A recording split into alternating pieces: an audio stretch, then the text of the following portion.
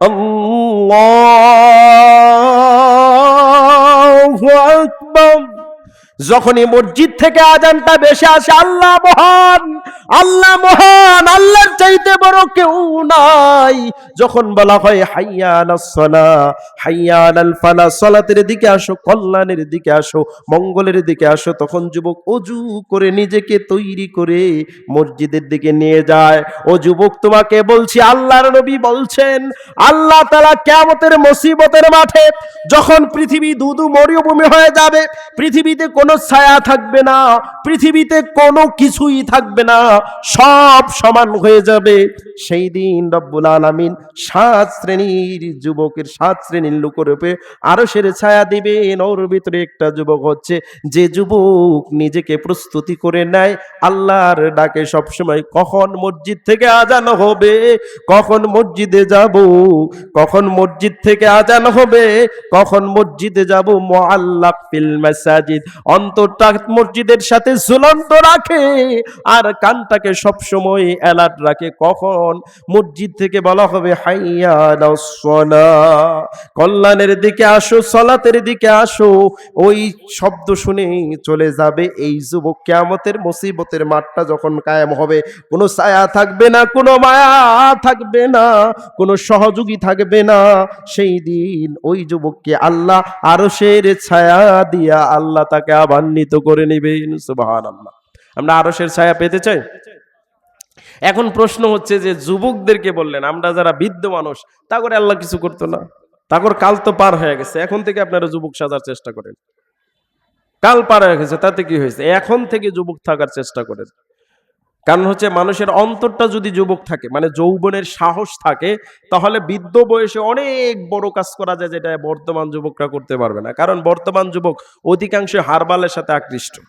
বর্তমান যুবক, এটা হচ্ছে কি আমাদের একটা আলামত, যে এমন একটা সময় দেখবে, যে সময় দেখবে যে যুবক যারা আছে তারা তাদের যৌবন হারাবে, যুবক যারা আছে তারা তাদের যৌবন এমন ভাবে হারাবে, তারা কিছু মানে উর্বরতা কমে যাবে।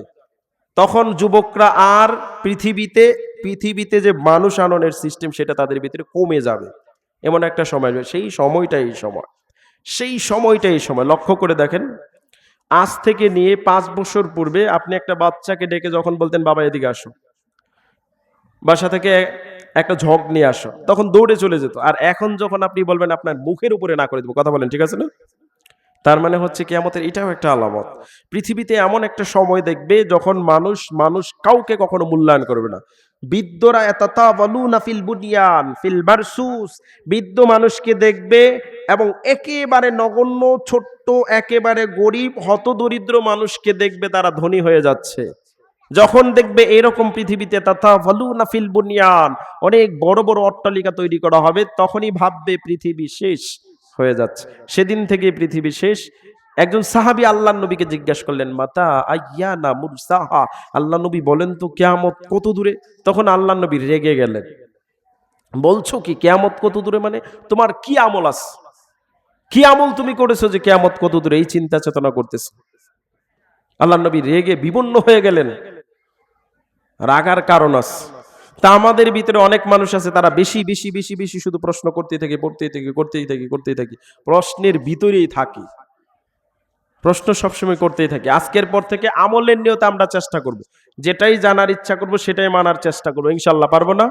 জানতে হবে আমলের নিয়তে, মানুষকে হ্যাস্তন্যস্ত করার নিয়তে না। মানুষকে হ্যাস্তন্যস্ত করার নিয়তে কি জানা কোনো লাভ হবে? কথা বলেন, মানুষকে হ্যাস্তন্যস্ত করার জন্য জানবেন না। এবার যেহেতু সময় স্বল্প, আজানের সময় হয়ে গেছে, আত্মা পরিশুদ্ধি করা, তাজকিয়া নফস, নিজেকে পরিশুদ্ধ করার অন্যতম একটা মাধ্যম হচ্ছে কি করা? কলুষিত আত্মাকে পুত পবিত্র করা। আরেকটা মাধ্যম হচ্ছে যদি আপনি হিন্দু হন, হিন্দু হওয়ার পরে যদি শত চেষ্টাও করেন, ইসলাম ধর্ম গ্রহণ করার আগ পর্যন্ত কি আপনি পরিশুদ্ধ করতে পারবেন নিজেকে? পারবেন না। এই জন্য নিজেকে পরিশুদ্ধ করার আরেকটা মাধ্যম হচ্ছে আপনাকে ইসলামে ঢুকতে হবে। কোথায় ঢুকতে হবে? ইসলামে ঢুকতে হবে। যখন আপনি ইসলাম ধর্মে ঢুকবেন, যদি যারা হিন্দু আছে তারা যখনই ঢুকে যাবে, তখনই সেদিন থেকে তাদের সব পূর্বের সব কিছু আল্লাহ মাফ করে দিবেন। মাফ করে দিয়ে আল্লাহ তাআলা তাদেরকে কি করবেন? সব মাফ করে দেওয়ার পরে আল্লাহ মাসুম করে দিবেন। আমরা যারা মুসলমান নিজেদেরকে দাবি করি, অনেক মানুষকে যদি প্রশ্ন করা হয়, যারা আজকে প্যান্ডেলে আসবেন, যদি খতিব সাহেব বা বক্তা সাহেবরা এসে বলেন, হাত উঠান তো আপনারা, বলেন তো কালেমা কয়টি, কি কি? অধিকাংশ মানুষ আমরা পারবো না। পারবো? কেউ বাবা সূত্রে মুসলমান, কেউ দাদা সূত্রে মুসলমান, এক এক সূত্রে মুসলমান, কিন্তু নিজে কালেমা কখন পড়লাম, কিভাবে পড়লাম, কখন পড়েছি, কিভাবে পড়েছি মনেই নেই। আমরাও যেভাবে জানি না, সন্তানরাও ঠিক সেইভাবে জানে না। আপনার আত্মা পরিশুদ্ধ করার আগে ইসলামে ঢুকতে হবে। এই ব্যাপারে আল্লাহ তাআলা বলছেন, কোরআনুল কারীম খুলবেন 3 নম্বর পারা 3 নম্বর সূরা, সূরাতুল আলে ইমরান, সূরা আলে ইমরানের 53 পৃষ্ঠা প্রথম রুকুর 19 নম্বর আয়াতে আল্লাহ বলছেন, ইন্নাদ-দীনা ইনদাল্লাহিল ইসলাম। আপনি এত বেশি গর্ব করতে পারবেন নিজেকে নিয়ে, এবং আপনি এত বেশি শান্তিপ্রিয় মানুষ, আমরা এত বেশি দামি মানুষ পৃথিবীতে, যে আমাদের ধর্মটা এত দামি ধর্ম, গোটা পৃথিবীতে এর চেয়ে দামি ধর্ম আর কোথাও নাই। এর প্রমাণ কে দিয়েছেন? আল্লাহ। প্রমাণ পেয়েছেন? কোরআনুল কারীম খুলবেন 3 নম্বর পারা 3 নম্বর সূরা, সূরাতুল আলে ইমরান 53 পৃষ্ঠা প্রথম রুকুর 19 নম্বর আয়াতে আল্লাহ বলছেন, ইন্নাদ-দীনা ইনদাল্লাহিল ইসলাম। পৃথিবীবাসী তোমরা শোনো, নিশ্চয়ই সবচাইতে দামি এবং সবচাইতে নির্বাচিত ধর্মের নাম হচ্ছে ইসলাম। সুবহানাল্লাহ বলেন, সুবহানাল্লাহ। বুঝি না আপনারা পুতায় গেছেন, এখনই পুতায় গেছেন, মাঠ শুরু না হইতেই পুতায় গেছেন। সবচেয়ে দামি ধর্মে আপনি জন্মগ্রহণ করেছেন, এর জন্য আপনি অনেক কি রাগান্বিত না আনন্দিত? আনন্দিত। আল্লাহ এটার প্রমাণ দিলেন, সবচেয়ে দামি ধর্মের নাম হচ্ছে ইসলাম। এবার আল্লাহ তাআলা আবারও প্রমাণ দিচ্ছেন, ইসলাম ব্যতীত অন্য কোনো ধর্ম আল্লাহর কাছে কিনা গ্রহণযোগ্য না। ইসলাম ছাড়া পৃথিবীতে যত ধর্ম আছে, কোনো ধর্মই আল্লাহর কাছে গ্রহণযোগ্য না। এবার আপনি প্রমাণ নেন, 3 নম্বর সূরা, সূরা আলে ইমরান 3 নম্বর পারা 62 পৃষ্ঠার 8 নম্বর রুকুর 85 নম্বর আয়াতে আল্লাহ তাআলা বলছেন, ওয়া মাইয়াবতাগি গায়রাল ইসলামি দীনান ফালাই ইউকবালা মিন ওয়া হুয়া ফিল আখিরাতি মিনাল খাসিরিন। আল্লাহ পৃথিবীবাসীকে লক্ষ্য করে বললেন, পৃথিবীবাসী তোমরা একটু শোনো, ওয়া মাইয়াবতাগি গায়রাল ইসলামি দীনান, পৃথিবীতে সবচেয়ে দামি ধর্মের নাম হচ্ছে সবচেয়ে দামি ধর্মের নাম হচ্ছে ইসলাম। সবচেয়ে নামি ধর্মের নাম হচ্ছে ইসলাম। ইসলাম ব্যতীত যে কোনো ধর্ম তোমরা খুঁজবা, কোনো ধর্মই তোমার কোনো কাজে আসবে না। এবার যারা হিন্দু বাদ পড়ে গেল, বৌদ্ধ যারা বাদ পড়ে গেল, অমুসলিম যারা বাদ পড়ে গেল, খ্রিস্টান যারা বাদ পড়ে গেল, আল্লাহ নিজেই বাদ করে দিলেন। প্রমাণ তো আপনারা পেলেন। আল্লাহ বলছেন, ওয়া মাইয়াবতাগি গায়রাল ইসলামি দীনা ফালাই ইউকবালা মিন, যে ব্যক্তি ইসলাম ছাড়া অন্য কোন ধর্ম, অন্য কোন কর্মের সাথে নিজেকে সম্পৃক্ত করবে, ফালাই ইউকবালা মিন, জেনে নাও কখনোই নয়, আমি তাকে গ্রহণ করতে পারি না, আমি আল্লাহ তাকে গ্রহণ করব না। তাহলে যারা ইসলামে আছে মুসলমান, আমরা তো মাপ পাবো 2 দিন আগের পরে, পাবো না ইনশাআল্লাহ? পাবো ইনশাআল্লাহ। আপনারা কথা বুঝেন, কথা বুঝতেছেন? আল্লাহ বলছেন সবচেয়ে দামি ধর্ম হচ্ছে ইসলাম। আপনার আত্মার পরিশুদ্ধিতা করতে গেলে যেটা করতে হবে সেটা হচ্ছে আপনাকে আগে ইসলামে ঢুকতে হবে ভালো করে, এরপরে বাকি চিন্তা করতে হবে। এরপর আল্লাহ বললেন, وَمَن يَبْتَغِي غَيْرَ الْإِسْلَامِ دِينًا فَلَن يُقْبَلَ مِنْهُ, যারা ইসলাম ছাড়া, ইসলাম ধর্ম ছাড়া অন্য কোনো কর্ম, অন্য কোনো ধর্ম খুঁজবে, মনে রেখো, জেনে নাও, ওহুয়া ফিল আখিরাতি মিনাল খাসিরিন, ওরাই ক্ষতিগ্রস্ত। তাহলে পৃথিবীতে যারা হিন্দু রয়েছে এরা ক্ষতিগ্রস্ত, যতক্ষণ পর্যন্ত না তারা দিন ইসলামের ভিতরে দীক্ষিত হবে। যারা খ্রিস্টান রয়েছে ওরাও ক্ষতিগ্রস্ত, যারা নাসারা রয়েছে এরাও ক্ষতিগ্রস্ত, যারা বৌদ্ধ রয়েছে এরাও ক্ষতিগ্রস্ত। পৃথিবীতে ইসলাম ছাড়া যারা অন্য কোন ধর্মের ভিতরে রয়েছে তারা প্রত্যেকেই ক্ষতিগ্রস্ত।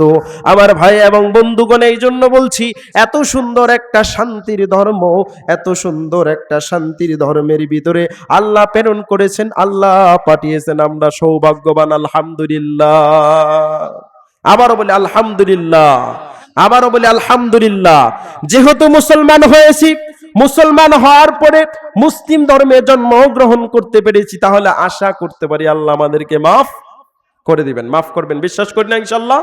আজকের পর থেকে এতক্ষণ যে আলোচনা করেছি কিছু যদি মনে না থাকে, শিরক থেকে বেঁচে থাকার জন্য একটা আমল করবেন। কি জানি বলছিলাম, মনে আছে আপনাদের? শিরক থেকে বেঁচে থাকার জন্য একটা আমল করবেন, আমি বলছিলাম, কি বলছিলাম শুরুর দিকে, মনে আছে?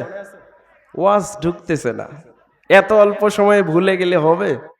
সূরাতুল কাফিরুন পড়বেন। কোন সূরা পড়বেন?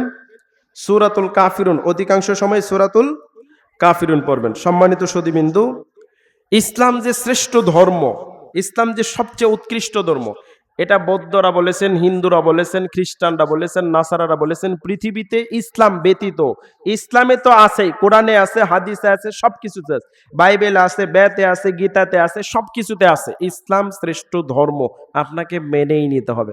তবে হিন্দুদের ভিতরে যারা শিক্ষিত মানুষ তারা বুঝতে পারে, আর যারা শিক্ষিত মানুষ না তারা বুঝতে পারে না। যখনই আপনি ইসলামকে মেনে নেবেন তখনই আপনি সফল। তখন আপনি কি? তখন আপনি সফল। যালিকাল ফাউজুল আযীম। আল্লাহ বলছেন সূরাতুল বুরুজের ভিতরে, ইন্না বাতশা রাব্বিকা লাশাদীদ। ও পৃথিবীবাসী তোমরা শোনো, আমি আল্লাহ নিশ্চয়ই শক্ত করে ধরবো, এমন শক্ত করে ধরবো যেই ধরা থেকে কখনোই তুমি ছুটে যেতে পারবে না। তুমি মানুষের বিরুদ্ধে কি সচেতন, তুমি মানুষের বিরুদ্ধে কি বা করতে পারো, মানুষের বিরুদ্ধে কি চক্রান্ত করবে? ওয়া মাকারু মাকারাল্লাহ। আমি আল্লাহর চক্রান্ত এত বেশি মারাত্মক, আমি আল্লাহ যদি চক্রান্ত করি তাহলে কেউ তোমাকে বাঁচাতে পারবে না। আল্লাহ চক্রান্ত করলে কেউ বাঁচাতে পারবে? সম্ভব? কোনোদিনও সম্ভব না। যদি আল্লাহ আপনাকে চক্রান্তে ফেলে দেন তাহলে কখনোই আপনি ওখান থেকে ছুটতে পারবেন না। এই জন্য সবসময় আমরা কি করব? সবসময়, যে কোনো সময়, যখন খুশি তখনই আমরা তওবা ইস্তেগফারের দোয়া পড়ব। যখন সময় পাবো তখনই ইস্তেগফারের দোয়া পড়ব। যখন সময় পাবো তখনই আল্লাহ সুবহানাল্লাহ, আলহামদুলিল্লাহ, সুবহানাল্লাহি ওয়া বিহামদিহি, সুবহানাল্লাহিল আযীম কেন পড়ব? প্রশ্ন আছে না, হুজুর কেন পড়ব? আচ্ছা, ইনশাআল্লাহ। তাহলে আমরা সুবহানাল্লাহি ওয়া বিহামদিহি, সুবহানাল্লাহিল আযীম কেন পড়ব? পড়ার কারণ আছে। আল্লাহ নবী বলছেন, মা বাইনাস সামাওয়াতি ওয়াল আরদ। পৃথিবীবাসী তোমরা শোনো, আসমান এবং জমিনের ভিতরে যত ফাঁকা জায়গা রয়েছে সব জায়গা আল্লাহ নেকিতে পরিপূর্ণ করে দিবেন যদি মানুষ বলে সুবহানাল্লাহ, আলহামদুলিল্লাহ, আল্লাহু আকবার, সুবহানাল্লাহি ওয়া বিহামদিহি, সুবহানাল্লাহিল আযীম। আমরা পড়ি ছোট্ট, একেবারে ছোট্ট একটা, আপনার খুব ছোট্ট একটা বাক্য, অথচ আমরা এটা পড়ার সময় পাই না। সম্মানিত সুধীবৃন্দু, আল্লাহ তাআলা সূরাতুল ফাতির 28 নম্বর আয়াতে বলছেন, ইসলাম সকল দিনের উপর বিজয়ী। যত ধর্ম আছে সব ধর্মের উপরে ইসলাম বিজয়ী। আল্লাহ বলছেন, হুয়াল্লাযী আরসালা রাসূলাহু বিল হুদা ওয়া দীনিল হক লিইয়ুযহিরাহু আলাদ দীনি ওয়া কাফা বিল্লাহি শাহীদা। এটা হচ্ছে সেই ধর্ম, সবচাইতে নামী ধর্ম, সবচাইতে দামি ধর্ম, যেই ধর্মটা রাসূলকে দিয়ে প্রেরণ করেছি, হেদায়েত দিয়ে, সত্যের সাথে সৎ এবং হক দিয়ে প্রেরণ করেছে। আমার ভাই এবং বন্ধুগণ, ইসলাম হচ্ছে সবচাইতে দামি ধর্ম। এই ইসলামের ভিতরে ঢোকার পরে আপনার নিজেকে আত্মশুদ্ধি, পরিশুদ্ধি, পরিমার্জিত করতে হবে। আল্লাহুম্মা আমিন। আল্লাহ যেন আমাদেরকে কবুল ও মঞ্জুর করে নেন। আচ্ছা, প্রধান অতিথি সাহেব চলে আসছে, রফিক সাহেব, আপনাদের মেয়র। প্রধান অতিথি